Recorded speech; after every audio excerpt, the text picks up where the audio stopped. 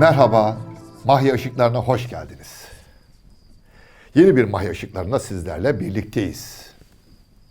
Ve ben ne zaman yurt dışında bir kentte yolda yürürken şöyle bir bahçe içinde bir direğe asılı ay yıldızı bayrağı görsem Ahmet Vefik Paşa'yı anımsadım, biliyor musunuz? Ahmet Vefik Paşa. 1834 yılında Mustafa Reşit Paşa Paris elçisiyken onun çevirmeni Ruhittin Efendi de yanındaydı. Ruhittin Efendi'nin oğlu da bu yüzden Paris'te okumuştur. Ahmet Vefik Paşa. Ahmet Vefik Paşa'nın Paris'te öğrencilik yaptığı yıllarda arkadaşlarından biri Alexander Dumas'ın oğluydu. Hani o ünlü Üç Silah Şölleri yazan Fransız yazar Alexander Dumas. Onun oğluyla arkadaşlık yapıyor Ahmet Vefik Paşa çocukluk yıllarında Paris'te. Ve ülkesine geri geliyor. Londra elçiliğinde görevlendiriliyor 1840 yılında. Ve o görevden sonra ülkesine döndüğünde 1851'de Encümeni Daniş'in kuruluşunda bulunuyor. Encümeni Daniş, aydınlanma tarihimizin en önemli kuruluşlarından biridir. Pek çok eser çevirmiştir. Pek çok entelektüel, münevver insan bir araya gelmiştir. Nasıl toplumu bilgilendiririz, bilgiyi nasıl topluma yayarız kaygısıyla. 1851. Ve hemen o yıl Tahran elçiliğine atanıyor. Tahran elçisidir Ahmet Vefik Paşa. Ve tarihte ilk kez bir elçilik binasının bahçesine direkt dikip bayrağı asıyor.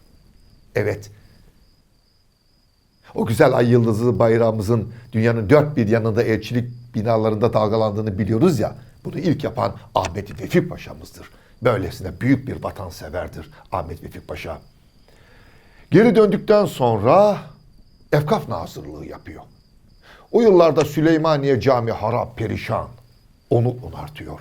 Ve 2. derece Osmanlı nişanıyla ödüllendiriliyor.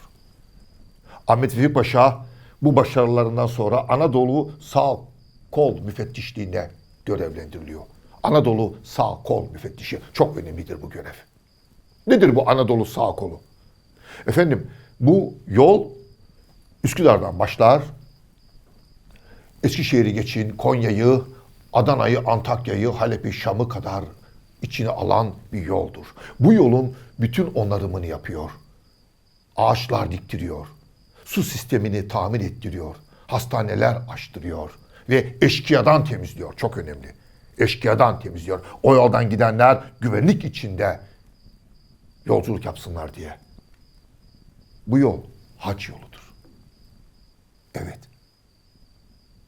Hacca giden insanlar, o yolu kullananlar sağlık, sıhhat ve güvenlik içinde seyahat etsinler diye o yoldaki bütün sorunları ortadan kaldırıyor. Çok şey borçludur bu tarih, bu millet Ahmet Vefik Paşa'ya. Sonra Milliyetin Bakanlığı da yapıyor. Hatta meclis açıldığında, meclis 18 Mart 1877 ilk meclis başkanımızdır. Bizim meclis tarihimizdeki ilk başkanımız Ahmet Vefik Paşa'dır. Ve derken onu Bursa Valiliği görevinde görüyoruz. Burası çok önemli. Ya yaptığı her iş çok önemli. Her yerde çok başarılı ama Bursa çok farklı benim için. Ne yapıyor biliyor musunuz? Bakıyor ki Gemlik'ten İstanbul'a vapur seferi Rusların elinde. Neden diyor? Biz kendi ülkemizde kendi vapurlarımızı işletemeyecek miyiz? Ve tutuyor, yerli sefer düzenliyor Gemlik'ten İstanbul'a. Kendi seferimiz, kendi vapurumuz, kendi işletmemizi kuruyor. Sonra tabi Bursa denilince aklımıza ipek üretimi geliyor. İpek üretimini canlandırıyor. Bursa'yı onarıyor.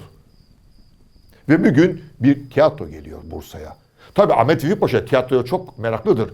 Bu arada bütün bu vazifelerin içinde Molière'i çeviriyor, Voltaire'i çeviriyor. Kısa Osmanlı Tarih kitabını yazıyor. Sözlükler hazırlıyor. Aynı zamanda bir yazar. Bursa valisiyken Fasulyeciyan turneye çıkmış, Bursa'ya geliyor. Hemen en önde oyunu seyrediyor. Çok seviyor ve diyor ki Fasulyeciyan'a, gitmeyin, sakın İstanbul'a dönmeyin. Burada kalın. Burada kalın. Size bina yaparım. Gösteriler yapın. Ama bir şartım var.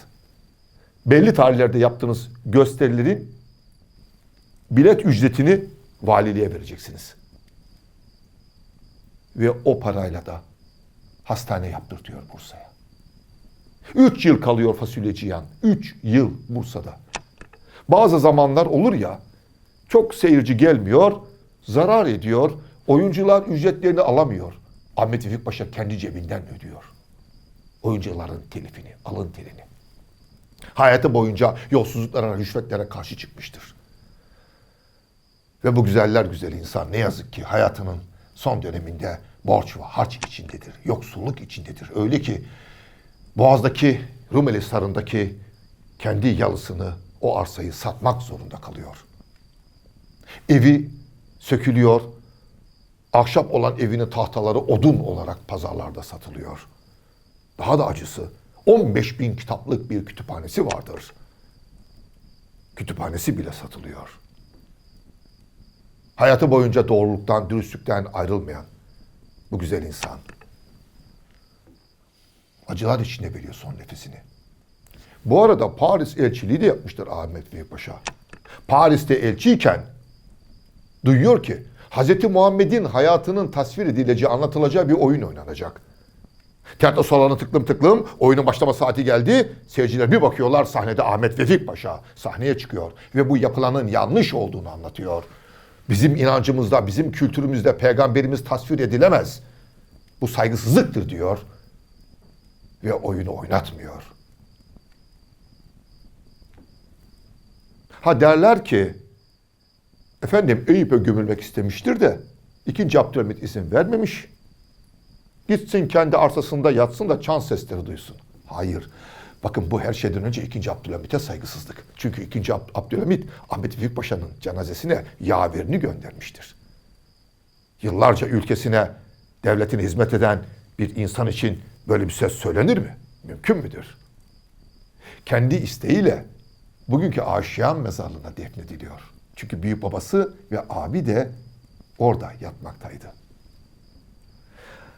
Ahmet Vefik Paşa için çok şey söylendi. Fuat Paşa onun hakkında belki söylenecek en güzel sözü söylemiştir. Diyor ki Ahmet Vefik Paşa binek taşı büyüklüğünde bir pırlantaydı. Ne yüzüğe takılabilir ne de sokakta bırakılabilir.